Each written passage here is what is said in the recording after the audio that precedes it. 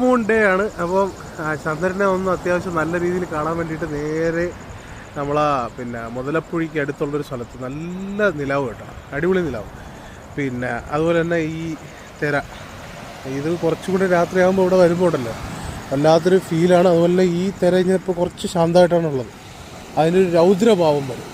കടലിൻ്റെ മാറ്റമാണ്, ആ സമയത്ത് വന്നു കഴിഞ്ഞാൽ നമ്മൾ പേടി, വല്ലാത്തൊരു അവസ്ഥയാണുള്ളത്. അപ്പോൾ പിന്നെ വൂൾഫ് മൂണിനെ കാണാൻ വേണ്ടിയിട്ട് മിഷമുണ്ട് നമ്മോടൊപ്പം. അതുപോലെ തന്നെ നിലാ വെളിച്ചത്ത് സഹ്റായും ഐസും ഉണ്ട്. എന്താണ് അഭിപ്രായം? പേടിയുണ്ടോ അവിടെ? ഇല്ലല്ലോ.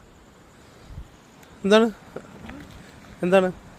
ഞങ്ങളുടെ ആലപ്പുഴയിൽ വെച്ചാല് ഈ സൈഡ് കടല് അല്ല, നമ്മുടെ സൈഡ് എന്ന് വെച്ചാൽ കടലില്ല, അതിന്റെ ഓപ്പോസിറ്റ് സൈഡ് കടലാണ്.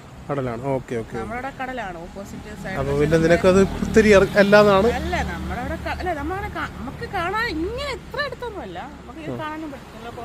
കുറച്ചങ്ങ് മാറി ഓപ്പോസിറ്റ് സൈഡ് കുറച്ചങ്ങ് നീങ്ങിയാണ്, ഒരു 2-3 കിലോമീറ്റർ ഓളം, 4-5 കിലോമീറ്ററോളം നീങ്ങിയാണ് കടല് നമുക്ക്. ഓക്കെ ശരി. അപ്പോൾ ഇതാണ് നല്ല നിലാ വെളിച്ചം കേട്ടോ. ഞാനിപ്പോൾ ലൈറ്റ് ഇടാതെ എടുക്കുന്നതാണ്. അപ്പോഴത്തന്നെ ഉള്ള വെളിച്ചം നോക്കണേ, നല്ല നിലാ വെളിച്ചത്താണുള്ളത്. ഓക്കെ, നല്ല രസമുണ്ട്. ഇതാണ് വൂൾഫ് മൂൺ. പിന്നെ ആർക്കെങ്കിലുമൊക്കെ ആഗ്രഹങ്ങളൊക്കെ ഉണ്ടെങ്കിൽ ഇതിൽ നോക്കി, വിശ്വാസപ്രകാരം ഇതിൽ നോക്കി ആഗ്രഹിച്ചു കഴിഞ്ഞാൽ ആ ആഗ്രഹങ്ങളൊക്കെ നടക്കുക. അതാണ് വൂൾഫ് മൂണിൻ്റെ ഒരു പ്രത്യേകത എന്ന് പറയുന്നത്. അപ്പോൾ ആഗ്രഹങ്ങളൊക്കെ ഉണ്ടെങ്കിൽ അതൊക്കെ വെറും കെട്ടുകഥകളാണ്. അത് പടച്ചുവിട്ടെന്ന് പറഞ്ഞാൽ പോലെ. ഓക്കെ.